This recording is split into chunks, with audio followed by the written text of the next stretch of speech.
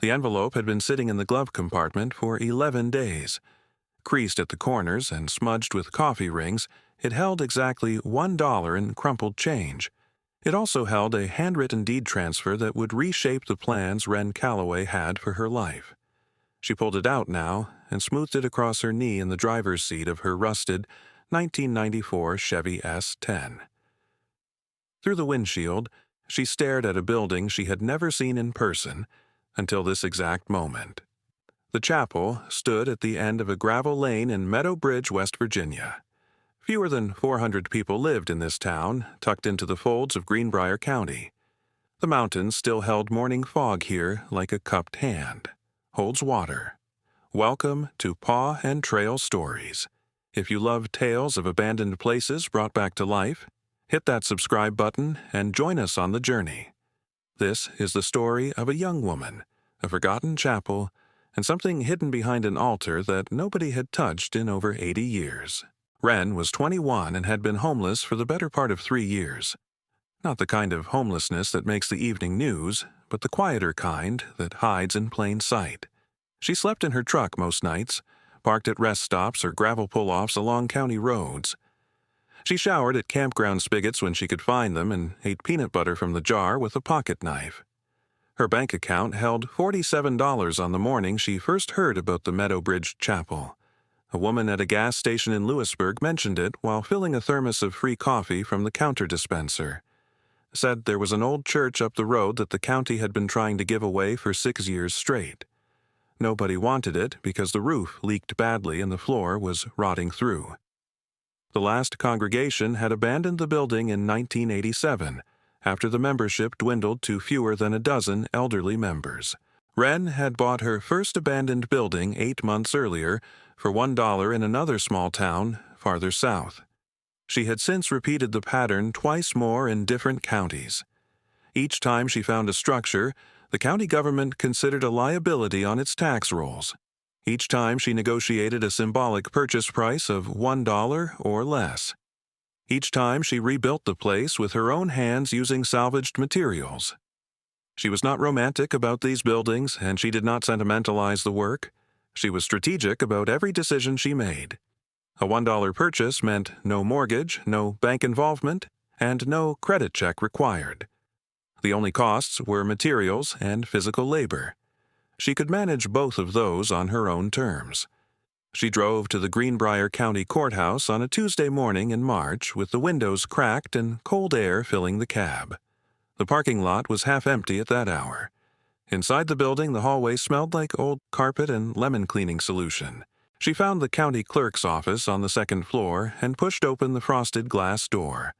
A woman behind the counter looked up from a stack of manila folders and set down a pen. "Can I help you?" the clerk asked. "I'm here about the chapel on Laurel Fork Road in Meadow Bridge," Wren said.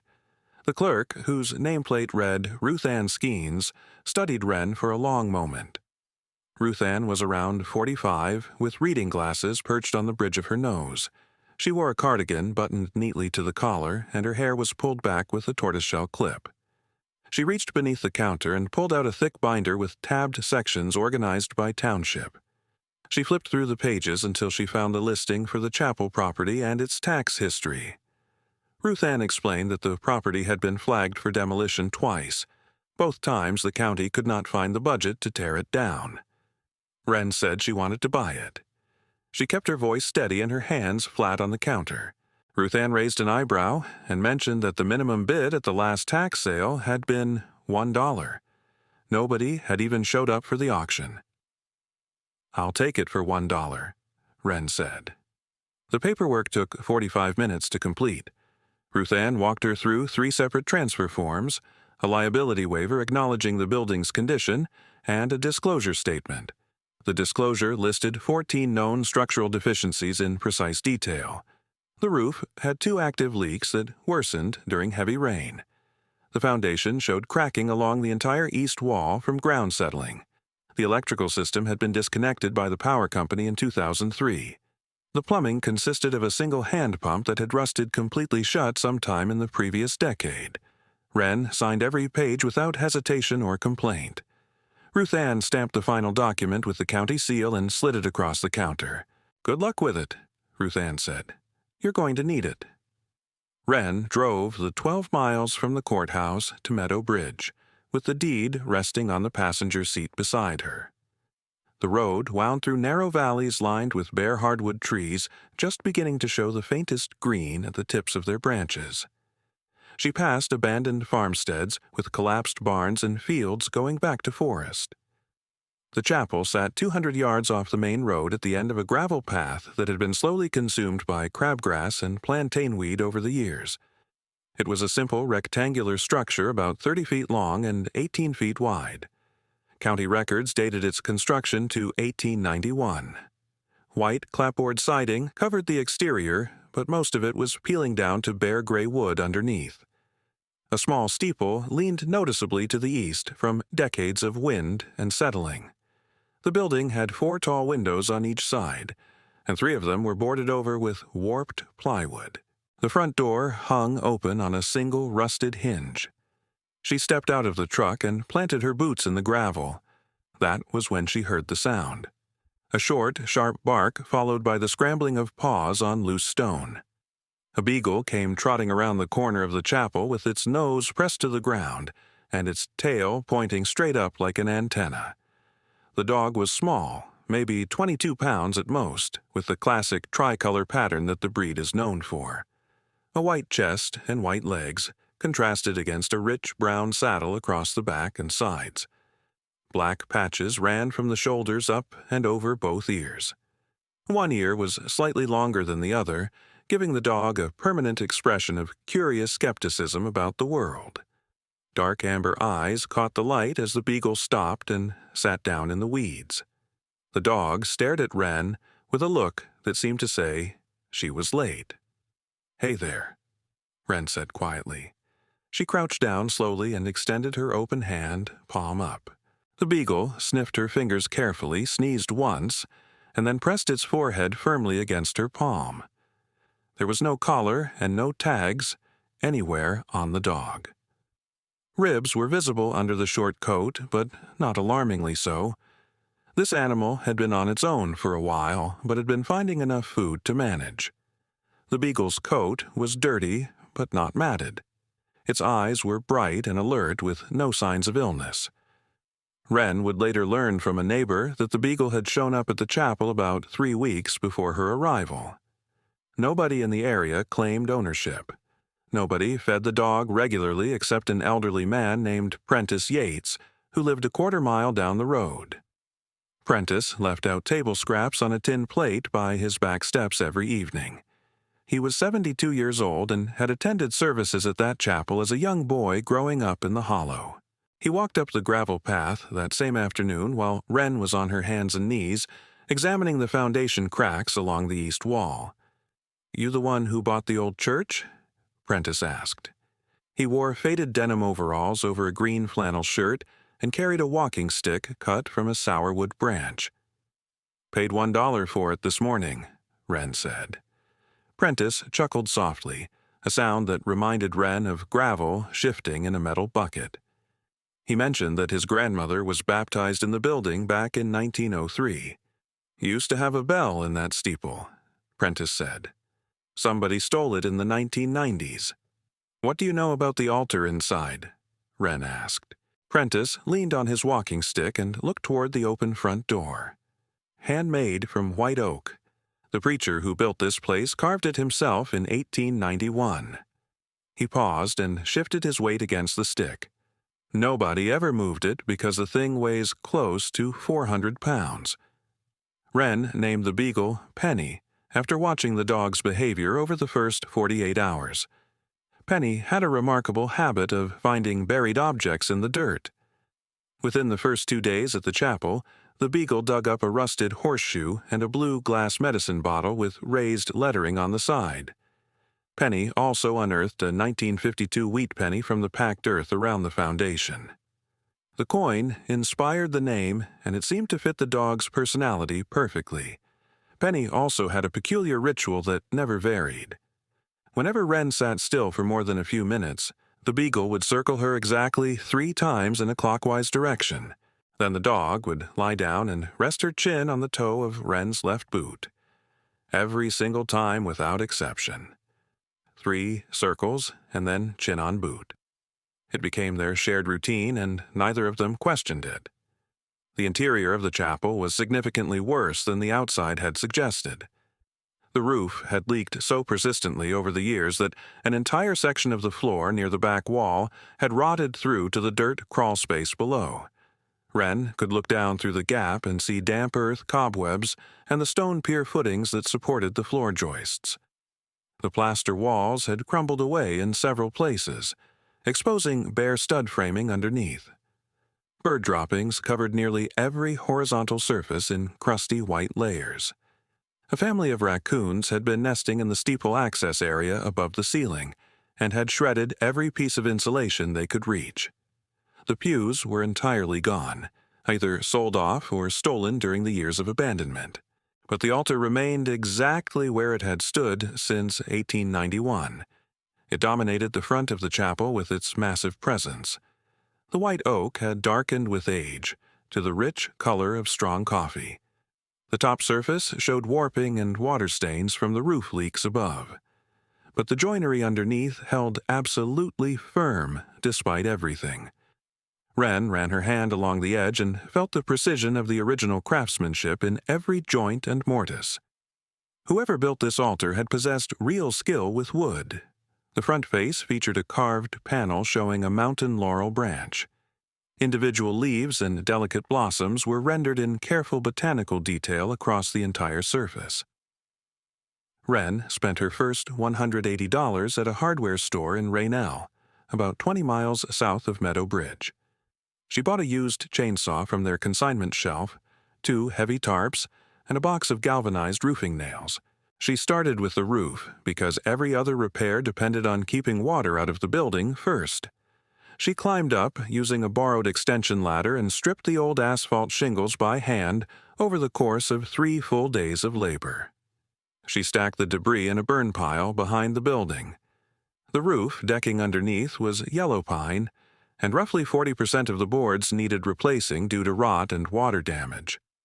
She located a sawmill operator named Braxton Mooney outside the small community of Quinwood. Braxton sold rough-cut pine boards for 35 cents per board foot, which was well below retail pricing. He was 29 years old, lean and strong, and he ran the mill operation alongside his younger brother. Braxton delivered $220 worth of lumber to the chapel on a flatbed trailer and helped Wren unload the heavy boards. "You fixing this place up to live in?" Braxton asked while stacking boards against the outside wall. "For now," Wren said, "until I figure out what it wants to be." Braxton glanced at the chapel and then down at Penny, who was sniffing his work boots with focused concentration. He smiled slightly, but did not comment on the dog. Wren replaced all the damaged roof decking with the new pine boards and laid tar paper over the entire surface. She then nailed down 12 bundles of asphalt shingles purchased at a Habitat Restore in Beckley for $8 per bundle. The total roofing cost came to $316, including all materials and fasteners. The leaks stopped completely after the first rain following the repair. She moved her work inside the building. The floor repair consumed an entire week of demanding physical labor from dawn until the light faded each evening. She pulled up every rotted section near the back wall using a pry bar and hammer. She sistered new joists alongside each damaged original joist, bolting the fresh lumber tight against the old wood to double the structural support. She laid down salvaged tongue-and-groove oak flooring that she found at a barn demolition site for $75. The barn owner let her pull the boards herself. She transported them in the bed of her truck over 3 separate trips. She used a hand plane to carefully level every transition between old flooring and new. The work required patience and physical endurance in equal measure. She ate rice and canned beans heated on a camp stove set up outside the front door. She slept in her truck each night with Penny curled against her feet under an old wool blanket. If you are enjoying this story so far, take a moment to subscribe and turn on notifications so you never miss a new video. Every subscriber helps this channel keep telling stories of forgotten places and the remarkable people who bring them back to life. The walls came next in the renovation sequence. Ren scraped all the loose plaster from every wall surface using a 4-inch putty knife. The debris filled 6 contractor trash bags that she hauled out and added to the burn pile. She applied joint compound over the worst cracks and damaged areas, building up thin layers and letting each one dry overnight before adding the next. She sanded everything smooth over 4 consecutive days of tedious repetitive work that left her arms aching and her hair full of white dust. She found 5 gallons of mist-tinted latex paint at a hardware store in Lewisburg for $7 per gallon. The color on the label was called linen white. It transformed the interior from a grimy, deteriorating ruin into something that actually resembled a habitable space. She painted every wall surface and the entire ceiling with 2 full coats. The chapel began to smell like fresh paint instead of mildew and animal waste. She repaired the 3 boarded windows by prying off the warped plywood and rebuilding each sash frame from scrap lumber she had left over from the roof job. The original glass panes were gone from all 3 windows. She purchased single-pane glass cut to her exact measurements at a glass shop in Summersville for $45 total. The 4th window on the west side still retained its original wavy hand-blown glass from 1891. Ren left that window completely untouched because the glass was irreplaceable. When the afternoon sun struck that old window, it threw rippled light patterns across the wooden floor that looked exactly like sunlight, reflecting off moving water. The front door received new brass hinges at a cost of $12 from the hardware store and a fresh coat of the same linen white paint she had used on the interior. She built a simple entry step from a leftover piece of oak plank. She also repaired the door frame where the wood had split around the old hinge screws by filling the holes with glued dowel plugs and re-drilling. Total materials for the entire renovation came to $1,040 when she added up every receipt. She had earned this money entirely through odd jobs picked up along the way during the renovation weeks. She earned $200 for splitting 2 cords of firewood for a family in Alderson. She earned $150 for scraping and painting a fence in White Sulphur Springs over a weekend. She made $300 from selling hand-carved wooden spoons at a craft fair in downtown Lewisburg. The remaining balance came from a weekend she spent helping Braxton at the sawmill, stacking and sorting fresh-cut lumber for $10 per hour. It was on a Thursday afternoon, roughly 3 weeks into the renovation, that Ren decided to move the altar. She needed to repair the floor section beneath it. She suspected water damage there because the altar sat directly below the worst of the old roof leaks. She recruited Braxton and Apprentice to help with the heavy lifting. The 3 of them used a rented furniture dolly and 2 lengths of steel pipe as rollers beneath the base. The altar weighed at least 350 pounds by their estimate. They inched it forward across the floor 1 foot at a time, pausing between each push to reposition the pipe rollers. It took 20 minutes to move the altar 8 feet to the center of the chapel. Penny reacted before any of the humans did. The beagle had been dozing in a patch of sunlight near the front door. But the moment the altar cleared its original position, Penny's head snapped upward and her ears lifted. She trotted across the room to the spot where the altar had rested for 130 years. She began scratching at the floorboards and whining in a high, anxious pitch. Her nose pressed hard against the wood grain. "What is it, girl?" Ren said softly. The floorboards beneath the altar were noticeably different from the rest of the chapel floor. They were darker in color, thicker in dimension, and fitted together without any visible nails. Ren knelt down and ran her fingers slowly along the seam between 2 boards. She found a recessed iron ring set flush into the wood. Someone had painted over it so many times that it was nearly invisible against the surrounding surface. She hooked her fingers through the ring and pulled upward. A section of floor lifted smoothly on a hidden iron hinge. It revealed a shallow cavity in the subfloor about 2 feet wide and 3 feet long. The cavity was carefully lined with aromatic cedar planks that still smelled faintly of the wood's natural oils, even after all the decades. Inside the cavity lay a single bundle wrapped tightly in oilcloth. The waterproof cloth had protected the contents from moisture despite the leaking roof above. Wren lifted the bundle with both hands. It was surprisingly heavy for its compact size, roughly 15 pounds by her estimate. She carried it to the altar top and set it down gently. Then she unfolded the stiff oilcloth layer by layer. "Lord have mercy," Apprentice whispered from behind her shoulder. The oilcloth contained 7 individual items carefully arranged inside. 4 of them were hand-painted icons on smooth wooden panels. Each panel measured approximately 8 by 10 inches. The paintings depicted biblical scenes rendered in a distinctive folk art style unique to the Appalachian region. Rich pigments of deep blue, vivid red, and genuine gold leaf gleamed on smooth poplar boards. The brushwork was detailed and confident, but clearly self-taught.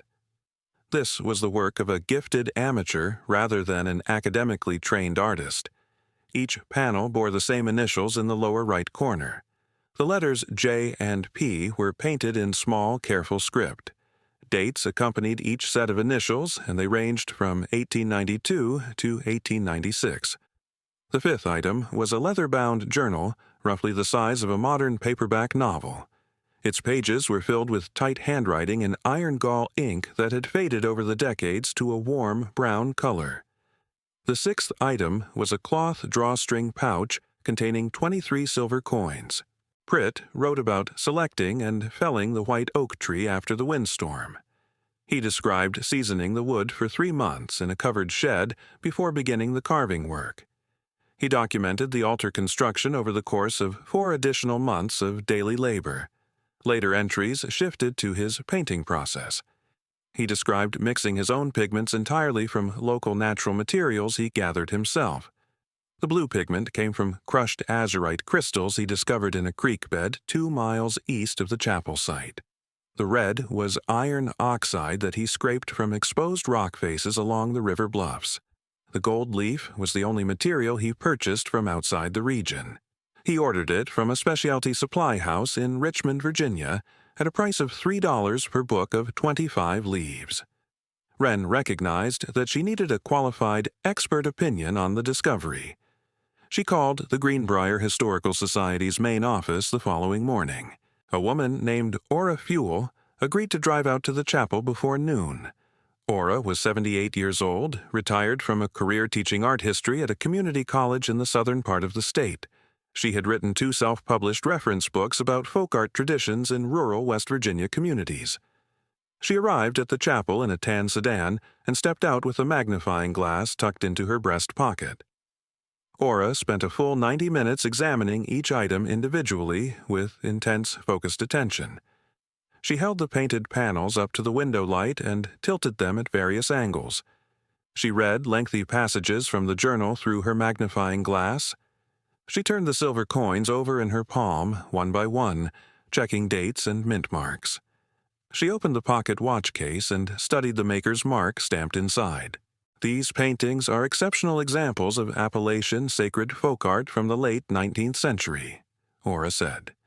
This style was common in rural congregations from roughly 1850 to 1920, but the vast majority has been lost forever. Churches burned down or flooded or got torn apart for salvage lumber. She paused and looked at the panels again with visible emotion. Finding 4 intact works by a single documented artist with written provenance was extremely rare in her experience. Wren asked what she thought the collection might be worth. Ora explained that she was not a certified appraiser and could not give a formal valuation. However, she estimated the silver coins alone were probably worth $2,800 to $3,500 depending on condition. The pocket watch could bring $1,500 to $2,000 if the case proved to be solid gold. The journal she described as historically invaluable to researchers. Wren contacted a certified fine art appraiser named Lowell Tuggle through the Historical Society's professional referral network. Lowell was 58 years old and based in Charleston. He specialized specifically in American folk art and Appalachian material culture from the 18th and 19th centuries. He drove nearly 3 hours to reach Meadow Bridge on a Saturday morning. He spent the entire afternoon working inside the chapel with his equipment and reference materials spread across a folding table. Lowell's appraisal process was thorough and methodical in every respect. He photographed each item from multiple angles using a professional camera with a macro lens attachment. He tested the paint composition on each panel using a portable handheld spectrometer that could identify pigment chemistry. He examined the wood panels under an ultraviolet light source to check for any signs of restoration or overpainting. He authenticated the journal by comparing samples of the handwriting against a known specimen of Pritt's penmanship. The Historical Society had a letter on file that Pritt wrote to a supply house in Richmond in 1894. The handwriting characteristics matched perfectly across both documents. The 4 painted panels are the centerpiece of this collection, Lowell said. He sat at the folding table near the newly repaired windows with his notepad open. Each panel would sell individually at auction for somewhere between $6,000 and $8,000 to the right buyer. But as a complete set by a documented artist with a provenance journal written in his own hand, the value increases substantially. You're looking at $28,000 to $35,000 for the paintings alone as a group. Wren asked about the value of the full collection together. Lowell tapped his pen against the edge of his notepad for a moment before responding. He said the complete lot, all 4 paintings plus the journal, coins, and watch sold as a single collection, carried a formal appraisal of $42,000 in the current market. If the right specialized buyer appeared at auction, the final hammer price could reach $48,000 or beyond. Apprentice had been sitting quietly in a folding chair in the corner throughout the appraisal. He spoke up now for the first time in over an hour. "What are you planning to do with all of it?" Wren stood looking at the 4 painted panels arranged across the altar surface. The deep blue pigment seemed to glow where the afternoon light caught it through the west window. That was the window with the original wavy glass from 1891. The gold leaf on the panels still shimmered with genuine warmth after more than 130 years underground. She thought about the $47 that had been sitting in her bank account when this whole journey started just weeks ago. She thought about the jar of peanut butter in her truck cab. The leather journal went into a glass-topped display case that Braxton built from reclaimed barnwood, and a piece of tempered glass he salvaged from a broken shower door someone was throwing away. The chapel became something Wren had never planned for or anticipated. Visitors started calling it a gallery. Then some called it a museum. Eventually, most people simply called it the chapel again, as though the building had always been exactly what it was now becoming. A representative from the Greenbrier Valley Convention and Visitors Bureau drove out to take photographs for their regional tourism materials. A reporter from the local weekly newspaper wrote a feature story about the discovery. Wren appreciated the attention it brought to the building and the artwork, even though the reporter had focused heavily on the monetary value rather than the historical significance. Within 2 months, the chapel was receiving between 15 and 20 visitors per week on a regular basis. Wren set out a donation jar she made from an old mason jar with a slot cut in the tin lid. In the first month alone, it collected $340 in small bills and loose change. She used $125 of that money to buy a cast-iron wood stove from a man in Rupert who was clearing out his garage. She installed the stove herself, cutting a hole through the chapel roof for the chimney pipe and sealing it with sheet metal, flashing bent to fit the roof pitch. The stove heated the entire 540-square-foot interior of the chapel efficiently. Penny immediately claimed the warm spot on the floor directly in front of the stove door as her permanent resting station. Apprentice came by the chapel nearly every single day after the discovery. He would lower himself into a folding chair positioned near the paintings and talk to visitors about growing up in Meadow Bridge during the 1950s and 1960s. He remembered the last decade when the chapel still held regular Sunday services. But Wren had abandoned conventional thinking about money and value on the day she became homeless at the age of 18. She continued sleeping in her truck most nights even after the renovation was complete. On particularly cold evenings, she set up a folding cot in the back corner of the chapel, near the wood stove. Penny always slept beside her, performing the ritual three-circle walk before settling down with her chin resting on Wren's boot. The stove crackled and popped as the oak logs burned down to coals. The old wavy glass in the west window caught moonlight and scattered strange, wavering patterns across the freshly painted white walls. Outside, the mountains held the little town of Meadow Bridge in their ancient folds, and the chapel stood among the dark trees, small and white and warm and no longer forgotten by anyone. Braxton stopped by one evening after work with a full load of split firewood stacked in the bed of his truck. He had cut and split the wood on his own time without being asked to do so.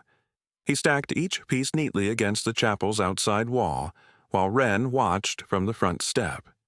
Penny sat between the two of them, with her ears perked forward, looking out across the valley as the light changed color above the ridgeline. "You've done something genuinely remarkable with this place," Braxton said. Wren considered that statement for a moment before responding. "I fixed a leaking roof and pulled up some rotten floorboards. The remarkable things were already here the whole time. Somebody just finally had to look underneath." She watched the last golden light slide off the highest ridgeline to the west. She was already thinking about the next building and the next $1 purchase in the next small town that had given up on something it should not have surrendered. There was always another abandoned structure somewhere out there waiting. The country was full of them at every turn. Abandoned chapels and shuttered schoolhouses and empty storefronts stood in small towns everywhere. All any of them needed was someone stubborn enough to walk through the front door and start working. That is the story of Wren Calloway, Penny the Beagle, and the Meadow Bridge Chapel in Greenbrier County, West Virginia. If you enjoyed it, please subscribe to Paw and Trail Stories and share this video with someone who believes in second chances for forgotten places. Hit the bell icon so you never miss a new story from this channel. We will see you in the next one.